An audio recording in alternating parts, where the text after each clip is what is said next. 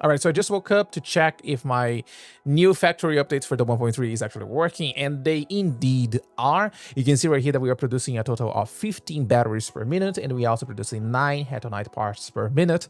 On top of this, we are also producing the heavy Shearonite, still 2 forges producing at the maximum possible capacity. We're using all of the Cuprium, all of the Originium, and also all of the Therion available in the world. One thing that you probably noticed right here is that we're using more dense Originium powder that we can produce, and sadly there's nothing you can do about it. It is what it is. There's no Originium available.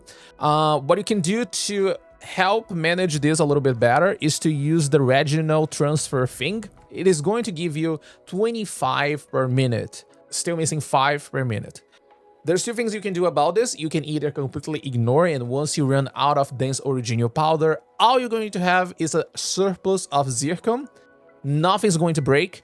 Or you can manually repurpose some of the Originium from Valley 4 to make extra dense Originium powder. I am lazy. Once this number right here goes to 0, I am not going to do anything. That's it. Anyway, that's enough yapping. You're here to get the blueprint, I am pretty sure. I would tell you that this blueprint can be a little bit complex to set up because we have a lot of conduits. Yes, we're using conduits, and sadly, there is no way for me to automate the conduit placement. You need to manually go into the conduit, connect to other one, just like it's the power lines in Valley 4, for example. And I'm not gonna lie, I hate conduits, but it is what it is. We can't fit everything in a single outpost as I used to do with my previous blueprints. And this can be a good thing, actually, because you can see right here that we still have plenty of pipes remaining. So you don't need to worry about hitting the pipe cap or something, avoiding a lot of bridges. You're free to make extra bridges, use pipes outside of this blueprint. So that's maybe a good thing for you. Okay, so let's delete everything. Boop. Okay, so I like to start with the top right, and there's no specific spot for you to place all of these blueprints. I like to place it this way, but like with the river in the bottom, especially because of the Xircon and how I decided to set up the machines, but there's really no specific way for you to set up then, as long as you follow the positions correctly. So of course top left goes besides the top right, and then we have bottom right, which goes below the top right. And then lastly, we have the bottom left.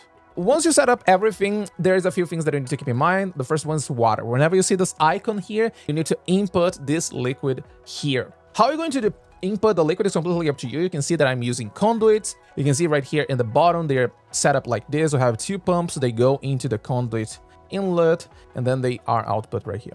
Keep in mind, one thing that I see people always doing, please use 2 pumps for these conduits, for these pipes, because if you only use a single pump, there's not going to be enough water, your production is going to slow down, and then everything can break.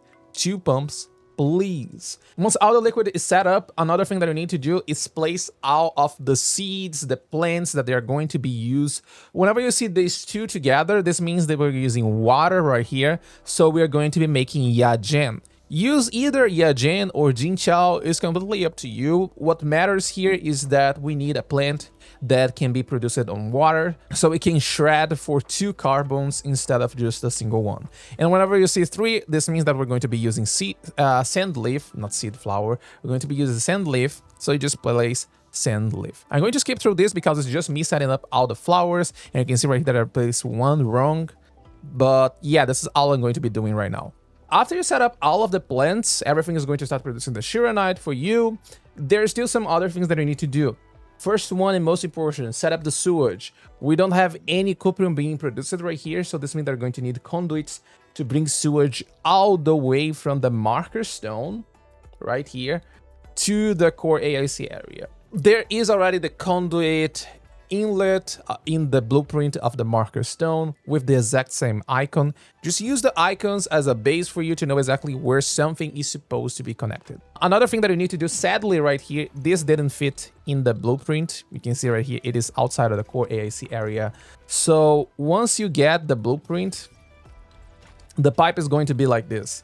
You need to manually go from the outside and connect these 2. Okay, like this. And here you still place the water as usual, and that's everything you need to do. We also have something right here, which is for the zircon effluent that is produced in the test area. I'm not going to dive too much in the math right here. However, I will tell you that this only works if you're only delivering 4 units of sewage per second in the test area. If you're delivering anything above this, this splitter is not going to work, and you're going to be consuming more zircon that you should, which means more ferrium being consumed, and eventually you're going to run out of ferrium. So if you don't want to bother setting up your conduits for the test area or balancing everything and doing the math to know exactly how much splitters you will need, you can completely ignore this. Don't even connect this. You can delete all of this if you want to, and nothing is going to break. You're just going to have less zircon being produced. Less zircon means less ferrium being consumed, and also less batteries for you, but it's nothing game breaking. Okay. Anyway, let's move to the marker stone. I don't want this video to be too long. Marker stone is really similar to my previous blueprints. Except that this time we're not producing any zircon right here, which also means we have plenty of extra pipes available. You don't need to worry about all the pipe placement, hitting the limit or anything. So it is much better for you. Let me delete everything right here just to show you how you should set up everything. Okay, so here we have the top one, and when setting up, once again, I highly recommend to place your camera in a way that the acid pools, they are here in the right side of the screen. And then you go all the way to the top, place the first one. Now we go into the bottom and place the other one. They are going to connect perfectly like this. Okay. Once you place all of these, Cuprium is already going to be selected on everything. We have the ferrium as well. However, we still need to set up some conduits and pipes for acid as well. For some reason, this is not connected. But once again, you see the bottle. This means 2 pumps for each one of these. Okay. This means that this conduit right here, it requires 4 pumps. And this one right here, it requires, once again, 2 pumps.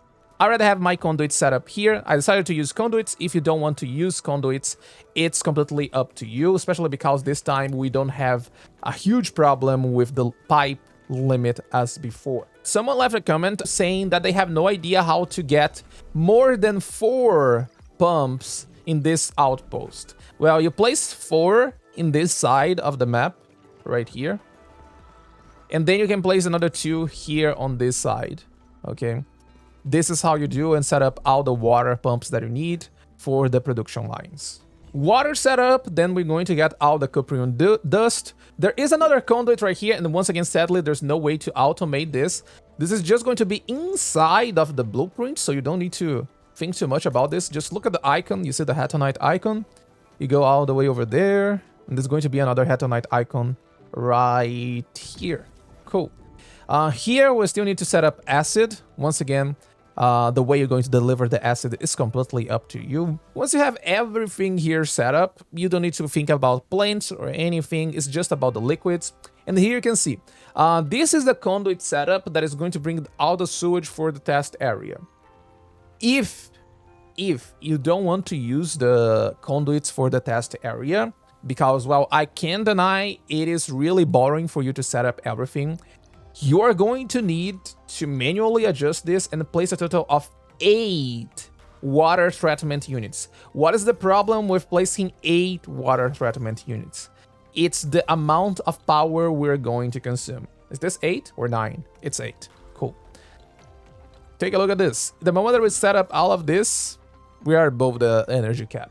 So, personally, I'm using conduits. It is boring to set up, but once you set up, that's it. You're saving a lot of power instead of using water treatment units. This one is going to be to go all the way to the test area, so you can just connect in. Mine, for example, goes right here to this map. And I just connect this one right here.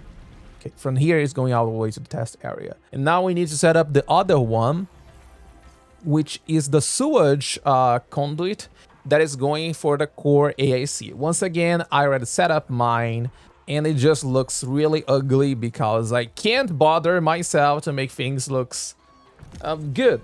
So yeah, it looks ugly. And that's it. We're destroying the map. So once you did everything, there's still one thing you need to set up. Oh, for some reason it's not showing here. Huh.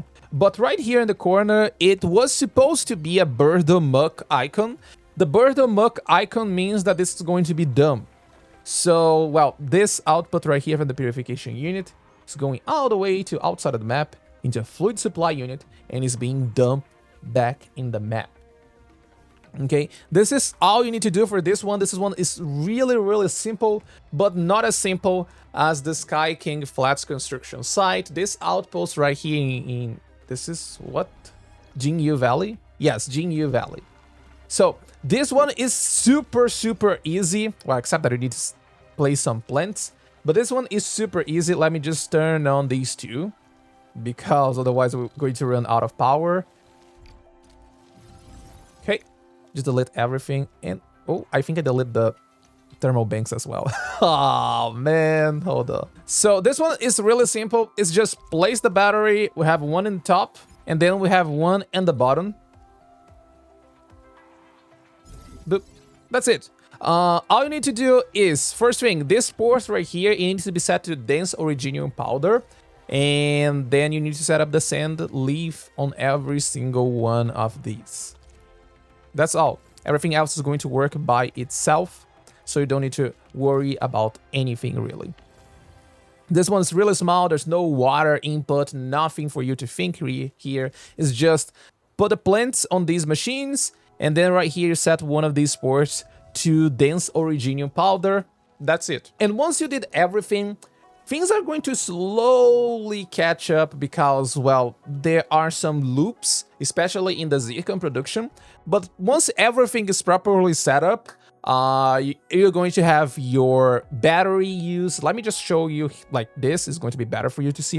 You're going to have a total of 15 batteries per minute, 9 Hetonite parts per minute as well, 12 heavy Chironite, and using all of the resources available in the world.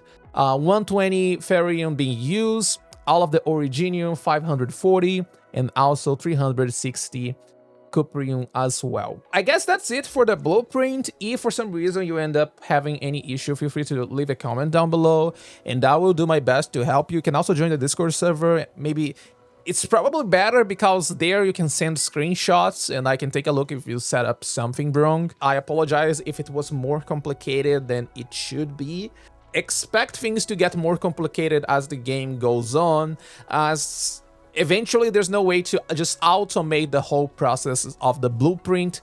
And that's it for today's video. Thank you so much for watching. Have a good day, good night, wherever you are, and I'll see you next time. Peace.